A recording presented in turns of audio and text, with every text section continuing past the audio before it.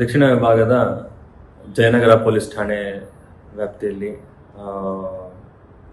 5ನೇ ತಾರೀಕು ಇದೇ ತಿಂಗಳು ಸಂಜೆ ಒಂದು 7:30 8:30 ಸುಮಾರಿಗೆ ಕಾರಲ್ಲಿ ಒಂದು ಜಾಗದಲ್ಲಿ ಪಾರ್ಕ್ ಹತ್ರ ಕೂತಿದ್ದು ಒಂದು ಕಪಲ್ಗೆ ಗ್ಲಾಸ್ಗೆ ನಾಕ್ ಮಾಡಿಬಿಟ್ಟು ನಾನು ಪೊಲೀಸು ಮಾತಾಡಿಸ್ಬೇಕು ಚೆಕ್ ಮಾಡಬೇಕು ಅಂತ ಹೇಳಿ ಕಾರ್ ಒಳಗೆ ನುಗ್ಗಿ ಕೂತ್ಕೊಂಡು ನಂತರ ಹೆದರಿಸಿ ದುಡ್ಡನ್ನ ರಾಬರಿ ಮಾಡಿದ್ದು ಒಂದು ಪ್ರಕರಣ ಜಯನಗರ ಪೊಲೀಸ್ ಠಾಣೆಯಲ್ಲಿ ದಾಖಲಾಗಿರ್ತದೆ.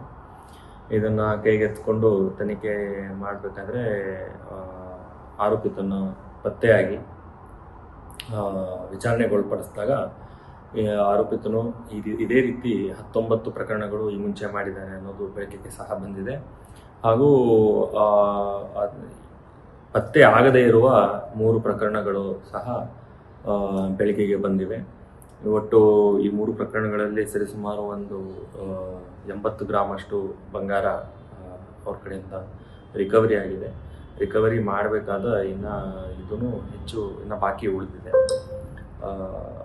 ಇವರು ಮೋಡಸ್ ಆಪರೆಂಡಿ ಏನಂದರೆ ಈ ರೀತಿ ಪಾರ್ಕ್ ಹತ್ರ ಅಥವಾ ಕತ್ಲಲ್ಲಿ ಯಾರಾದರೂ ಒಂದು ಗಾಡಿಯಲ್ಲಿ ಕಪಲ್ ಕೂತಿದ್ರೆ ಅವ್ರಿಗೆ ಹೋಗಿ ಏಕಾಏಕಿ ಒಳಗೆ ಕಾರಲ್ಲಿ ನುಗ್ಗಿ ನಾ ಪೊಲೀಸ್ ಅಂತ ಹೇಳಿ ಹೆದರಿಸಿ ದುಡ್ಡು ವಸೂಲಿ ಮಾಡೋದು.